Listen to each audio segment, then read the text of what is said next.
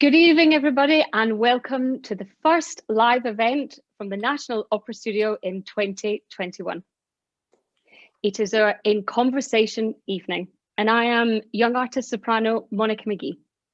And it is my absolute pleasure to welcome this evening's guest, international soprano, NOS alumna, and fellow Scot, Mary McLaughlin.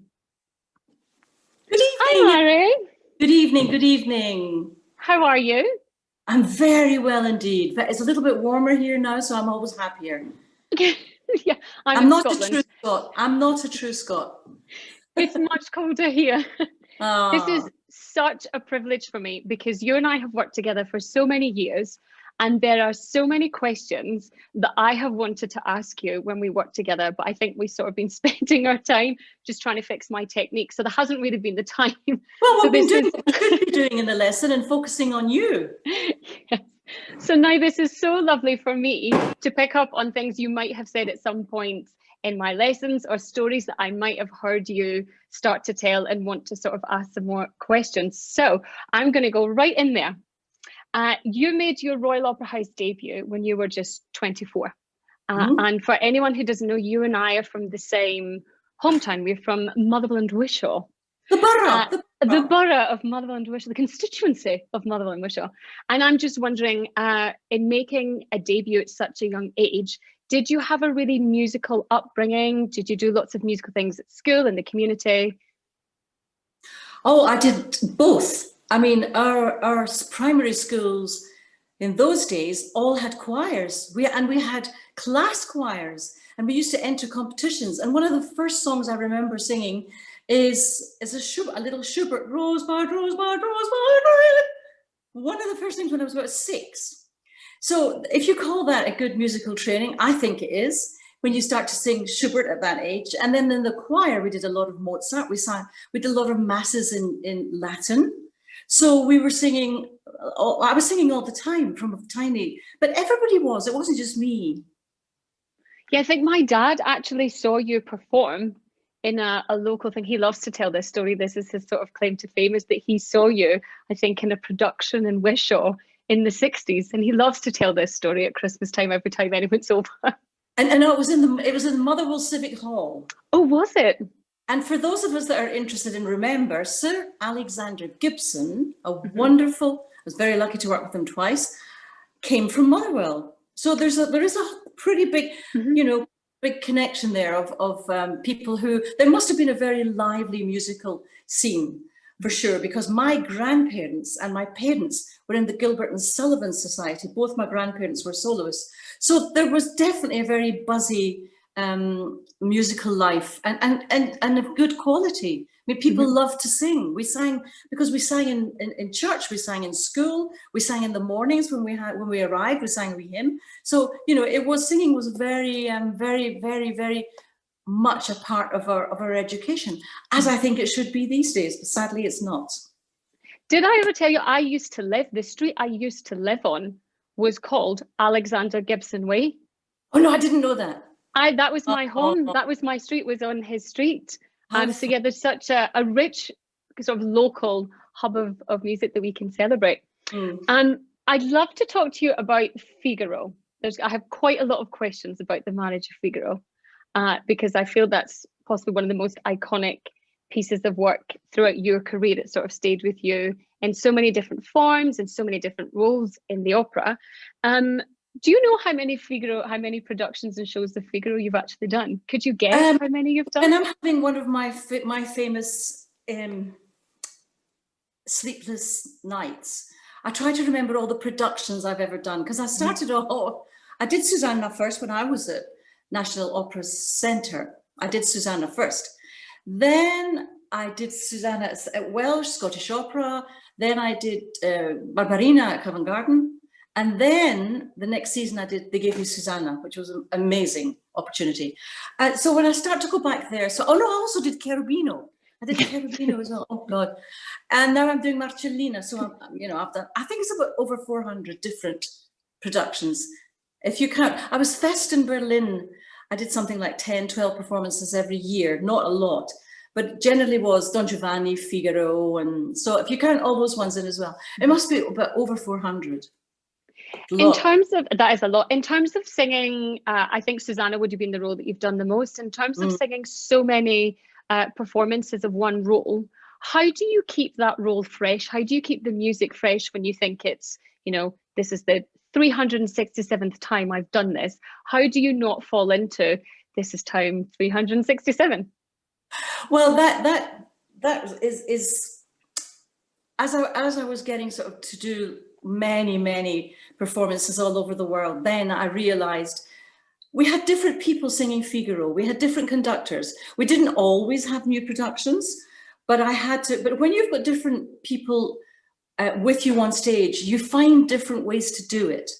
And so that certainly keeps it lively. And you've got different colors of voices. You've got different personalities. You've got, so all of these things certainly add up and make it not. But I have to say, near the end of Susanna, if I had diddle-diddle-diddle-diddle-diddle-diddle, I'd think, oh my God. But as soon as you get out there, you know, I stopped being Mary McLaughlin and I became Susanna. So that's the way I did it, that I just had to absorb myself completely in the character and not be me anymore. That's always a great trick for nerves as well.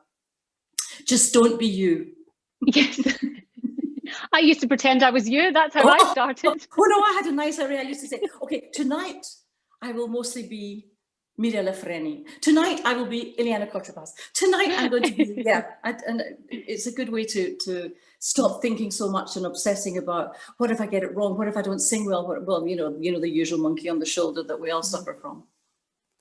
And now that you're singing Marcellina, when you're in productions, because obviously you've got so many Susannas under your belts and you've got Barbarinas under your belts and you've got Carabinos under your belts. Oh, no, I haven't got Barbarina. I only did 8 performances of Barbarina. You couldn't count Barbarina. But do you find the Susannas will often sit in rehearsals and kind of look, I can imagine if I was singing a Susanna and you were in the production, every line I would sing, I'd sort of go, no, does Maria approve? Does she do it differently? Do you think they look young to you singers? for... Not at all. The only time that I did get in a slight mess was the first of all, I recorded it with Rennie Jacobs, and then I went to Salzburg to do a new production, and it was Netrebko that was Susanna. I cannot tell you, every time I heard her entrance, did you? I just wanted to say, it was just like I would get off my seat and think, no, this is not you, relax. So yeah, that was pretty tricky. The first time I ever did it, I got myself into a bit of a state when I heard Susanna's music. Yeah. When you were at the start of your career, because I'm thinking of the young artist that will be watching this conversation, when you were at the start of your career and you were being offered roles, how did you make the decision which roles to take on? Because when I look at your career and I look at the roles that you've done, it always seems like there was very clear choices along the way of the journey that you were making and those decisions leading to other ones. How did you come to those decisions? Because you must have had so many things thrown at you with offers ranging from, you know, yeah, that sounds like a good one, to you cannot be serious that you're going to suggest I take this one on. Well, so how do you make those decisions? I always said what I turned down was far more interesting than what I actually did. The craziest one of all was Salome. That was just the craziest one of all. No, but so the thing is that what I tried to do, and it's hard, but I always had 3-4 people that I worked with that I really trusted. And so in those days, it was different as well. I mean, we had fantastic opportunities. I was incredibly lucky. And I had a very good agent, very strict, very ambitious for me. And I had a great singing teacher, I had a great coach, and I had somebody that would sit outside in the auditorium and listen from we were on the stage until the first night. So I always knew exactly, look, when you're singing over there, you think that's not what you're doing, you have to turn your head this way, you have to. So I always had my wee army of people protecting me and advising me, and it was pretty harsh sometimes because they were very hard on me. And so we very carefully managed the career, because I think that's one of the hardest things. It's very easy to get to the top. The hard thing is staying there. And also being very careful that you dip your toe in the water. Try a Traviata. You see how you like it, see how you feel about it, go somewhere. The problem was that I went very quickly to the top and I never got a chance to try anything out in smaller houses. That was the one thing that I kind of regret now, that I didn't, you know, young artists now, when they're given these opportunities to go and fest in German houses and things, they really do. There's the ups and the downs of that as well. I hear both sides. I never had that. So there was always a big pressure whenever I did anything new. But I always came back to Mozart because that kept me vocally very healthy. So are there any in particular, if you think back, that you wonder, oh, maybe I could have taken that one on, it might have been fun, or do you look back and think, no, I'm really happy, I think I always made the right choice? I'm never really, yeah, there was a couple of things now I wish I'd been a little bit more courageous about. Yeah, a couple of things I thought, that could have been an interesting route to take. But I tended to stay safe. I wanted to stay safe vocally. And maybe that wasn't the right thing to do, but it felt at the time, because also I had 2 children, so I couldn't, spread myself any thinner. And I think that's very important. I'm very glad I got the choice. Yeah. So when I was growing up, you were my absolute musical idol, because you were the only person. You came from Wishaw. Because you came from this area. And every time I'd say, I want to be an opera singer, someone would go, there's an opera singer from this, madam, she's from this area. And so I met you. I saw you do Despina at Scottish Opera, and I was at the after show party, and I was actually too afraid to come and speak to you. Because now thinking back now, it is, but I was just so in awe, and I thought, I don't really know how to sort of approach this, because, you know, I held you in such high esteem. My friend, you won't remember this, my friend had to drag me to you, and he had to introduce us. So I'm just wondering, at the start of your career, when you were so young, there must have been people that you were, at least I was just at a party sort of going, oh God, it's Susanna McLaughlin. But I'm just wondering if you were ever on stage as a young singer and you had those moments where there were people where you think, my goodness, like I'm on stage with someone who's been such a musical icon of mine, and you almost get lost for a moment.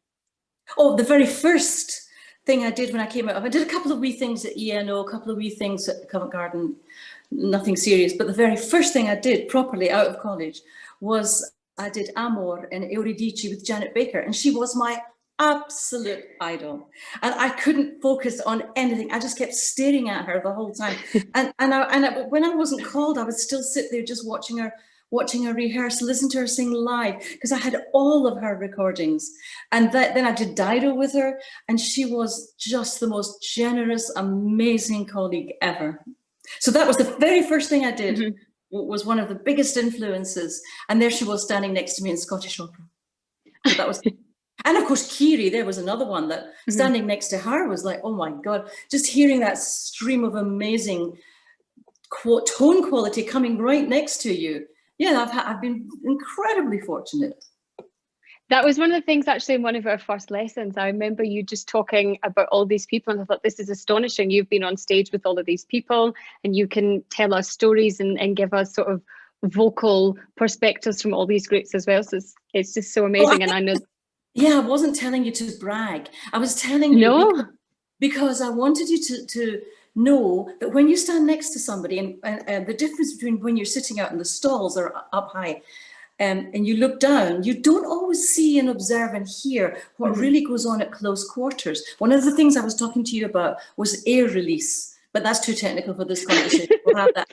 But that fascinating, that one another day. That with Agnes Baltz, I stood next to her. I adored her. Did Carmen with her, and I was just listening to this gas leak coming at me, and the most amazing sound.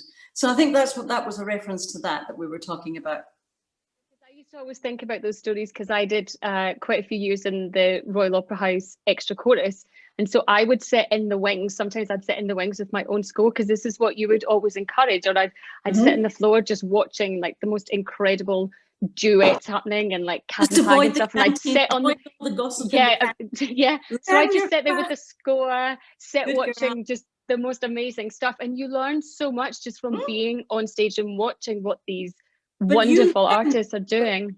But Monica, you learn from the wings because you've got. I spent a load of my time in the wings watching, and you actually watch how their bodies are working when they sing, and you can learn jaws, tongues. It's a massive exercise for you, wonderful exercise for you to stand and watch singers side on mostly, and it's a much safer place to be than the canteen.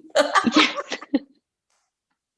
So speaking of the Royal Opera House, so you made your debut there at 24, but you've continued to sing there. I mean, I saw you there 2019, because I'm trying to think, because obviously 2020, obviously we've had a year. No one's really been there. So I'm trying to do the math. So that's a huge stretch of time. Do you feel now that houses like that become a bit of a home, or do you still get the kind of nerve? It's still this humongous house. How does it feel? But I get the nerves whatever house I'm singing in. It doesn't matter. No, because I know everybody in Covent Garden. That's a lovely feeling when you arrive, even if you're doing your first day, first musical, always like the first day at school. But when you actually go in and you know a lot of the people in the chorus, you know, and they're a lovely, lovely lot. That's very encouraging and very reassuring. And yeah, I guess it's a little bit of history when you walk in there, all the great people that have gone through that door, and it's also a big pressure to you have to bring your always perform at this level, which is what we're always trying to do. Even when I teach, you know that I'm always bringing you up to this level. Oh, I know that. I come out sweating, Mary. I'm sweating. How important, or how, I suppose actually as a young artist, it's one of the things that we find most difficult is finding the balance between striving for that level of vocal perfection, or as close to that as we can achieve, but with allowing yourself to still feel happy or proud or satisfied with what you can achieve in that moment. Because I think one of the toughest things is just being constantly looking for the thing ahead, that you're never really able to celebrate what you can achieve. And I wonder if you ever felt you were able to get that balance, or how we can get that balance, because I think as young artists, I was the biggest self-sabotager in the world, and it was so bad that I mean I had to do more and more and more rehearsals and work with more language coaches and do it over and work with the coach and just worry away at it because I never thought it was good enough. But I think it's really challenging for you young people now to be in that situation that you're in. And I know that the dilemma is somebody said you should sing it like this, and somebody else comes in and says, why are you doing it like this? So it's very challenging, and that's one of the things that I do not envy you for. I have to say, but at the same time, we all have to be flexible, because when we work with different conductors, they ask for different things. So to that, but this question of taking it to the extreme, I'm not the best person to ask that, because I did. Is there a piece of the truth? Is there a piece of advice then that you wish someone had told you, perhaps when you were at our stage, so before you're sort of in the houses doing roles and you have the luxury of, I suppose, having the protection really of being at the studio or of being a young artist? Is there a piece of advice you wish someone had given you now that you maybe only found out during your career, and you think, oh, that would have been really useful if someone had sat me down and told me that a few years ago, and I had to sort of just work this out for myself over the course of, on the stages doing the roles? Have you been given any advice at your time at NOS that you think, I'm taking that and I'm running with it, just out of interest? Oh God, that's now putting me. I didn't expect the questions.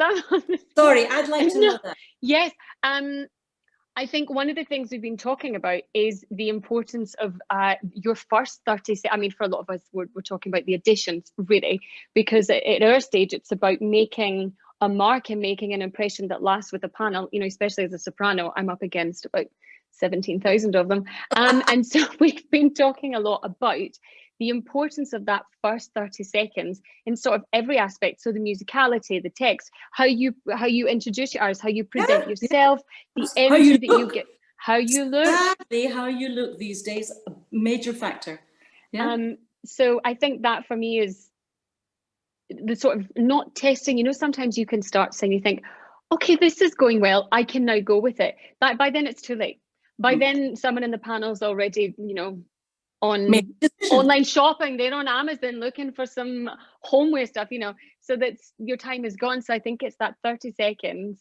We've done a lot of work actually in the studio on different ways to make sure that you sort of make that time as short as it is, as impactful and to count as much as possible. And I think it's really important that you choose your repertoire well. That's what I would say. You know, if you say, I'm going to sing this aria and wait till you get halfway through, wait to see what I do then. A lot of people have zoned out by then. I think it's really, really important from the beginning, the first noise that comes out of your mouth, you have to make an impact. And, you know, I tell you that as well. It's really important because people make snap decisions. Just, oh my goodness, that sounds amazing. Oh, I'm very interested to see how this is going to develop. And so it's really crucial. And very often, if I'm warming somebody up for a big audition, I will say, do all the beginnings and all the ends. And because I know that's what we do. We do that, yeah. It's because I know that's when you're going to be your most nervous. I have to see how you prepare your breath. We have to make sure that when you get the ball rolling, that you're absolutely sure of what you're doing. Yeah, no, the advice I think I was again really, really lucky to work with fantastic conductors, fantastic colleagues, fantastic coaches all over the world. I can honestly say the biggest problem I had was myself, because the stakes were too high. I was never happy. It was never, why did that note not work? And also we spoke earlier about my little clique, my nucleus little team, yeah, your core.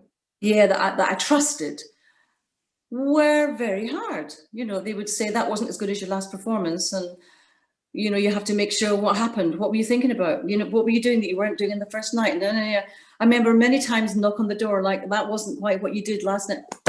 So yeah. So that's quite hard. That's quite a hard.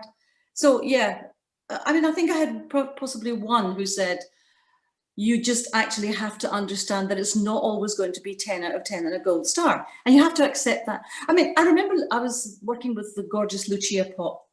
And I was in the middle of rehearsing Arabella with her at Covent Garden, and I had to go and record something.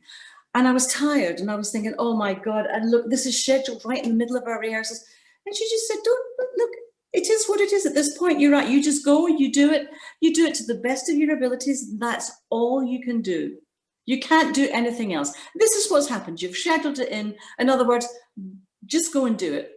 And I found that quite hard because I needed to go into this, oh, I should have been resting today and I should have been over singing and I should have been better prepared, and I was doing all that schmuck. And she just suddenly said, it's fine, just go and do it, you'll be fine. And I thought that's a really lovely attitude, to give yourself permission not to be 10 out of 10 and a gold star and be perfect. That's a nice thing. That was a very good advice from her.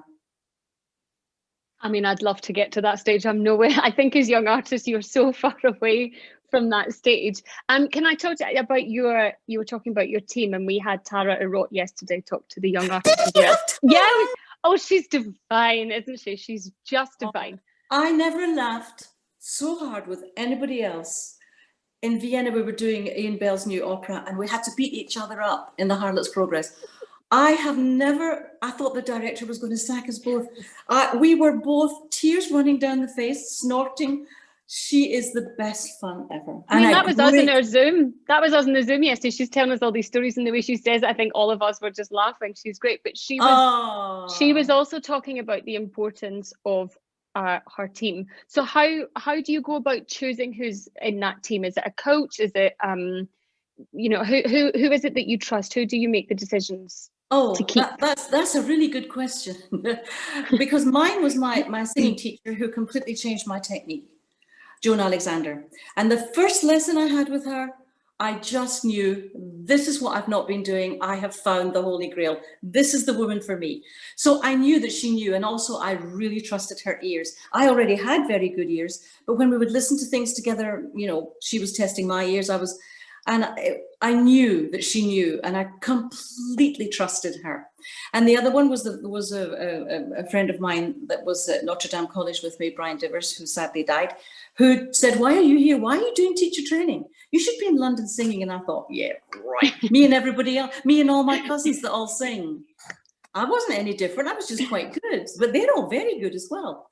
Anyway, so he was always on board with me because he had championed me from the very, very beginning. And my agent, of course, was, well, I had a lot of trouble with him because he was just too ambitious. He was just selling. And finally I had to say, it's too many performances. I've got a wee baby, can't do it all. And so that was really, and there were a couple of coaches that I trusted, but those people came with me, traveled with me. Mm-hmm. When I went to big house, when I went, for example, to Vienna for the first time, when I went to, bigger houses that I had been given fantastic opportunities, and I wanted to make sure that I justified my position there. And so, yeah, so that was it. I schlepped them all along. I did. Speaking of schlepping them along, so you have your two boys, and so if you think back to your career sort of in the 80s and 90s, we're all spoiled now with technology, because obviously you and I are able to do this Zoom and it's gone live. How difficult was that? Because I think young artists of my generation can't really understand, we have the luxury of this technology. So, you're out in the US and you can just FaceTime and be like, I'm here, and you can keep that connection. But it must have been so different for singers on the road and working internationally when you were doing that in the 80s and 90s. Horrible. I've still got faxes, because if I was in Japan, I would be going to bed and they would be getting up. Or the way it worked in Los Angeles, I remember I was going to bed, they were going to school, and they would speak to me in the morning. Phone bills were enormous. Fax machines, and they faded over time. So they would do wee drawings and they would just fade. Anyway, but that was hard. And of course they came whenever they could. My boys have traveled the world with me, but it still wasn't enough. I missed a lot of things. But talking about having lessons on Skype, I used to have my lessons on the phone if I wasn't happy. Yeah. I would just phone up and say, can you listen to this? What does this sound like? And we worked like that. If it was better than nothing. It was better than nothing. I mean, the thing nowadays, again, Tara was talking about this, we are so spoiled, because I'll send you, like I might record something in a voice note and I'll send it over to you and be like, Mari, how does this sound? How does this sound? So we're completely spoiled. I don't think we can understand truly the demands of a career at that level. Which is amazing. With some of my students in Hong Kong and things, they're in a studio live, recording something to send it off for whatever audition, and I'm here with my mute on, going like this, continue, stop, do it again. I'll tell you what, it really works, because they get the results they want in a shorter period than sending me the whole thing and then something's not right. Then they have to book the studio, they have to book the pianist all over again. It's amazing. We've actually become incredibly resourceful through this period, I think. I know it's very hard for you guys. I really do. I mean, it's shockingly difficult. You're just at the stage now. You were all getting ready, and well, we can't do anything about it. We have to coraggio, and it'll be fine. It will all be fine. It will all be fine. We have got time for one more question in this. I know you and I could talk for ages. I'm just wondering, it's sort of a classic question, really, but if you look back, are there any specific memories of performance that really stick out for you? Any iconic ones? That's a really hard one. That's a really hard one, because of course there are so many. Stick out. I mean, loads of. Did you say a funny one? Oh, you could give us I love a funny one, but it doesn't have to be a funny one. It could be a lovely one. Well, there are a couple of not so lovely ones, but I better not talk about those ones. Yeah. Well, there's only one actually. There's only one that was not a very pleasant experience. But no, there are too many. There are too many to mention. I feel incredibly privileged. I had a fantastic. And still getting bookings, it's unbelievable. But I do feel sorry for all the young people out there, just getting to a certain point and then everything. But it doesn't have to stop. You can be doing. I'm doing whole roles with students, and they're getting ready to pass. A couple of students in Germany are already doing live auditions, so it's coming. It will come back, because everybody wants it so much. Yeah, they do.